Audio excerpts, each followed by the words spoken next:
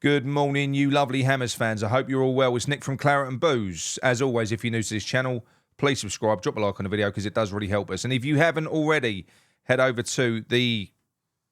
Where is it? Where's me? Get me finger on the button. There it is. If you head over to the Kent and Sussex Tea and Coffee Company, you'll find the link in our description. They've been our channel sponsor now for a long, long time. It's a great place, far better than the supermarket. It's cheaper. Great stuff in there, whether you like your tea bags, you know, your loose leaves, and also their coffee is amazing as well. Get over there, check it out, whether it's commercial or domestic orders. Use our discount code Claret15.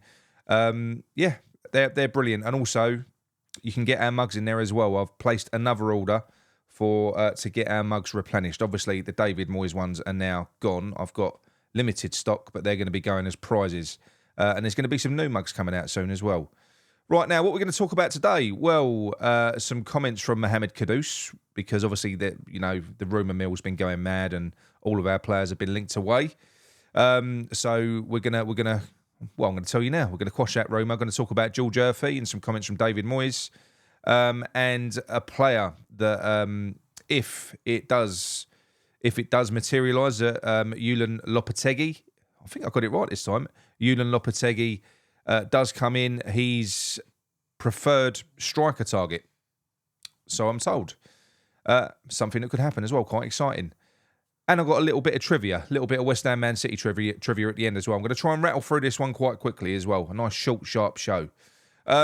So, first of all, Mohamed Kudus. So, as we know, it's been circulated that Liverpool, among others, are keen on securing the services of Mohamed Kudus. You know, not surprised. He's a great, great player.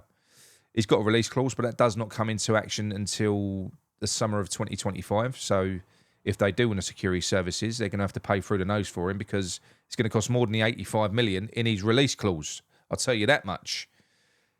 It's not going to happen. It's not going to happen at all. He'll be staying here this year. The only player that is more likely to move on, but it's not nailed on, is Lucas Paqueta. But even that one, I'm not sure on yet. I think Lopetegui could possibly convince him. I think John won me over the other day with his argument. So yeah, I'm not. I wouldn't be surprised if he went, but I think we could keep Paqueta. Now Mohamed Kudus has come out. He's come out in the. He's had an interview with West Ham on the official channels. And first of all, he spoke about one of his compatriots that he loves, that he thinks it would be amazing for West Ham, a man called Emmanuel Denso. So I'm going to read this out. He says, I played with him way back from Ghana when he was growing up, and he's one of the best players he's ever played with. I've played with a lot of players, but he's the one. He's like my age. He's a defensive midfielder, a number 6, both feet, passing. I've always loved him. Go and buy him, West Ham. You want to keep Mohamed Kudus? Go and buy his mate. That's, no-brainer. Sounds like a brilliant player as well. I don't know who he plays for. I've got no idea. I'm going to do some digging on that. But yeah, Emmanuel Danso. Fantastic.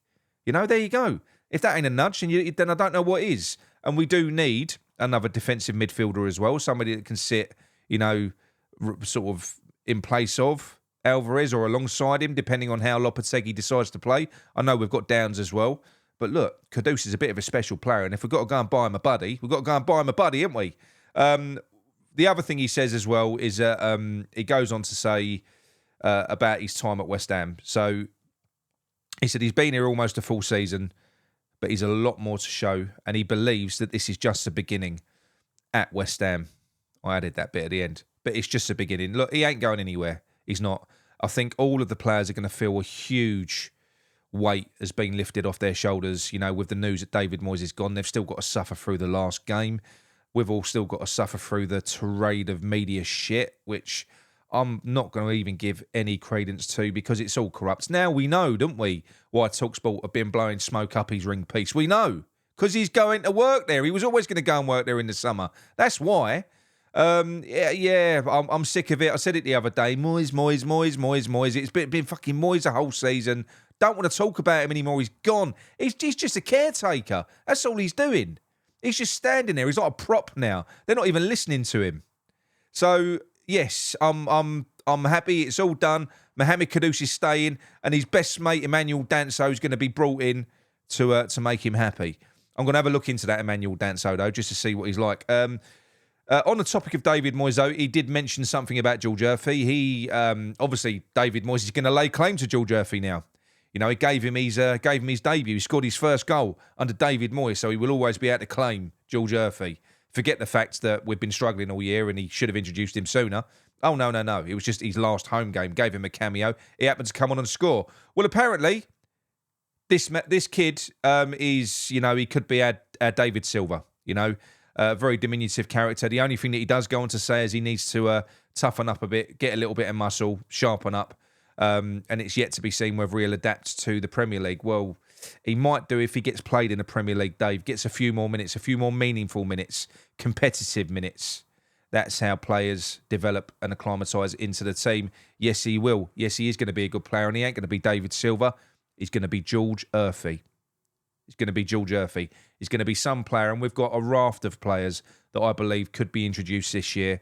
I'm really excited. I am so excited. I know it's daunting, and I am going to be patient because the state that this squad has been left in is horrendous for whichever manager does come in next, whether it's Lopetegui or whoever it is. They've got a big task on their hands to get this squad. It ain't just a team, to get this squad in a reasonable shape for us to go and attack 3 domestic competitions next year. I want us to have a go in the Cups as well. Finally, if it's Julian Lopetegui, I don't think I've said his name wrong once here. Lopetegui, there you go. If it's Julian Lopetegui that comes in, which is looking more and more likely that it is, although there are conflicting stories out there at the moment, you know. Listen, if Ruben Amorim is still on the table, yes, please. But if it's Lopetegui, I'll be happy. His preferred striker, should he come in, is none other than 28-year-old Ivan Toney. Now that, for me, would be fantastic. He is a player that I thought was going to command a ridiculous price. You know, he's a top striker. But apparently Brentford won't ask an awful lot of money for him. Because of the betting scandal, he's now damaged goods as well. So we could be looking at between 30 and 50 million. So you could go and pick him up for around about 40 million. I think that is an absolute snip for a 28-year-old Ivan Toney. If you look at Antonio now, that means you got a striker for the next 5 years, easily for the next 5 years, and he will flourish in a team that creates chances. We know that Brentford, he hasn't scored millions of goals for them, but they don't create loads of chances. They're a little bit, Thomas Frank's a little bit David Moyes-esque. He's defensive. He does play a proper counter-attack, but they're still defensive. If he plays in a more progressive team that kind of control the game, he gets a lot more chances. He'll bang goals in for fun. And don't forget, he has played for England. I like him. I do. I think he's a bit of a bastard, which I really, really do like. You know, some of the things that he's done, like where he's moved the ball for free kicks and stuff like that. He's cheeky. I like him.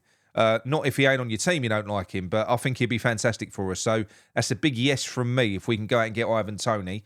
What do you reckon? Let me know your thoughts in the description. The other thing as well, I think positions that we need to fix. We have got to go out and get a right wing back. We have to. We've got to go out and get a right wing back. We've got to go out and get a centre back. So we need a right wing back in the mould of Emerson, but younger.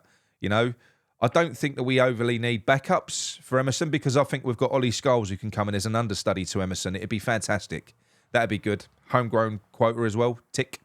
But he's got the ability, Scholes. He really, really has. So, you know, why not just do that? On the right-hand side, go out and get a new, young, first-team right wing-back and have Soufal as the mentor and the understudy if he's happy playing second fiddle. We're going to need another centre-back. Zuma's got to go. If we can get rid of him, he's got to. We know that Oggy's going to go. That leaves us with Mavropanos. Aguerd, he can't go because if we're going to play a more progressive way, we're going to have to keep Aguerd. And Casey as well. Casey will be brought in as a backup as well. He's a really, really tipped to play for England one day, this kid, by people that know what they're talking about, that know more about him than me. He's a really, really top player. But we do need a first-team centre-back, most importantly, a leader, because I don't think either Mavropanos or Aguerd, I don't think they're a leader. We're going to need a proper centre-back in that back line. So right wing-back, centre-back. Obviously, you know, we're okay at left-back. In midfield, Sel Soucek. I'm not going to get into the James Ward-Prowse debate. And we've obviously got Alvarez, we've got Downs, we've got Earthy, we've got Potts, we've got Kudus who can play as the 8, we've got Paqueta who can play as the 8 and a 10 as well. And also we're going to have Emmanuel Danso as well. You know, Kudus' best mate, he's going to come in. So midfield sorted. We're all right. It's all good. Left wing is a big one. We're going to have to go out and get a left winger. We've got to. You know, whether that is Zaha, I'm hearing now that it's not going to be. There is a change of direction. There are certain people at the club that want to bring Zaha in, but there are others with more vision that are not keen on the idea. So you can guess who that is, you know. So I don't think that we're going to be seeing Zaha in. I wouldn't be that sad if we did. I think he's a good player. I think he's a cracking player, and I know he's getting on. But providing we're bringing youth through and we've got a blend, you need some older heads as well. So that wouldn't be the end of the world for me. But if not Zaha, someone equally as impactful on that left-hand side, you know, better. Why not go better than Zaha? We know that we've got Bowen. We know that we've got Kudus who can play on the wings as well. If you're bringing Scholes into the team, you've got Scholes who can play wide. You've got Emerson who can go up and fill a void as well. We've got a multitude of options. Antonio will be staying, I reckon, for another season.